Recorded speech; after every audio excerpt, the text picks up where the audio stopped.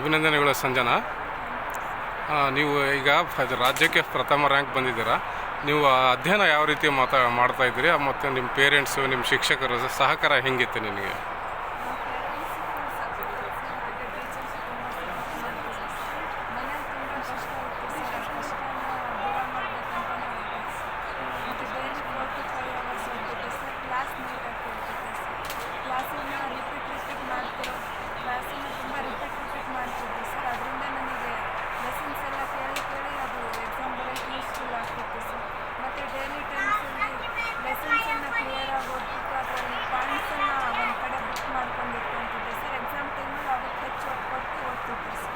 ದಿವಸಕ್ಕೆ ಎಷ್ಟು ಗಂಟೆಗೆ ಓದ್ತಾ ಇದೆಯಮ್ಮ?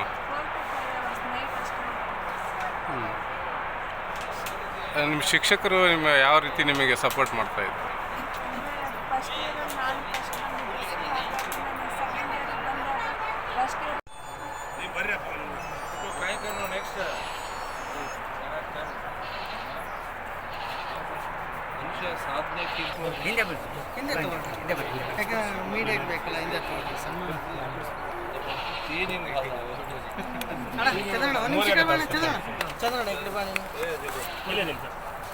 ಸ್ವಲ್ಪ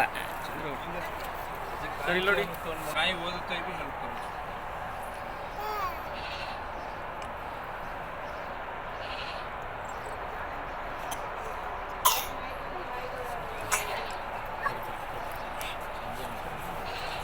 ಯಾಕಂತ ಹೇಳಿದ್ರೆ ರೈತರ ಮಕ್ಕಳು, ಬಡವರ ಮಕ್ಕಳು, ಆಮೇಲೆ ತಂದೆ ತಾಯಿ ಅವರೆಲ್ಲರೂ ನೋಡಿ ಒಬ್ಬ ಡ್ರೈವರ್ ಆಗಿ ಸೇವೆಯನ್ನು ಸಲ್ಲಿಸಿ ಮಕ್ಕಳನ್ನ ವಿದ್ಯಾಭ್ಯಾಸ ಕೊಡುವಂಥದ್ದು ಏನಿದೆಯಲ್ಲ ಸಣ್ಣ ವಿಷಯ ಅಲ್ಲ.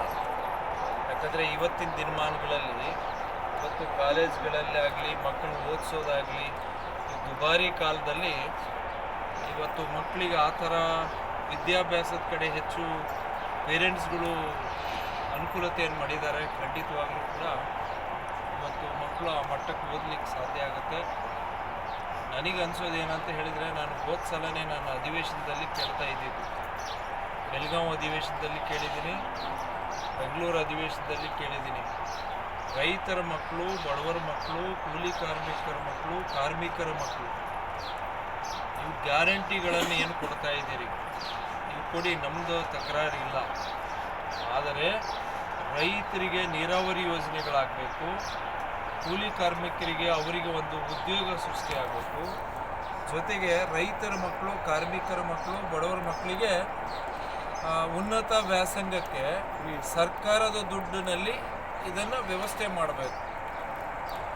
ಇದು ನಿಮ್ಮ ಯಾವುದೇ ಸರ್ಕಾರ ಇದ್ದರೆ ನಿಮ್ಮ ಫೋಟೋ ಇಟ್ಕೊಂಡು ಪೂಜೆ ಮಾಡಿ ನೆನೆಸ್ಕೊಂಡು ಅವರು ಒಂದು.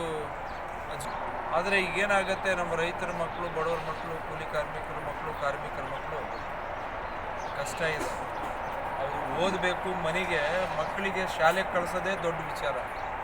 ಅವ್ರ ಜೀವನ ನಡೆಸ್ಕೊಂಡು ಕೂಲಿ ಮಾಡಿ ನಡೆಸ್ಕೊಂಡು ಮಕ್ಕಳಿಗೆ ಅದರ ಜೊತೆಗೆ ವಿದ್ಯಾಭ್ಯಾಸ ಕೊಡುವಂಥದ್ದು ಏನಿದೆಯಲ್ಲ ಭಾಳ ಕಷ್ಟದ ಕೆಲಸ.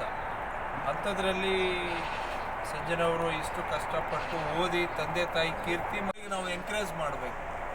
ಹೌದೋ ಇಲ್ಲೋ, ನಮ್ಮ ಕೈಲೇ ಏನು ಸಾಧ್ಯ ಆದಷ್ಟು ನಾವು ಸಹಾಯವನ್ನು ಮಾಡುವಂಥ ಕೆಲಸವನ್ನು ಮಾಡಬೇಕು.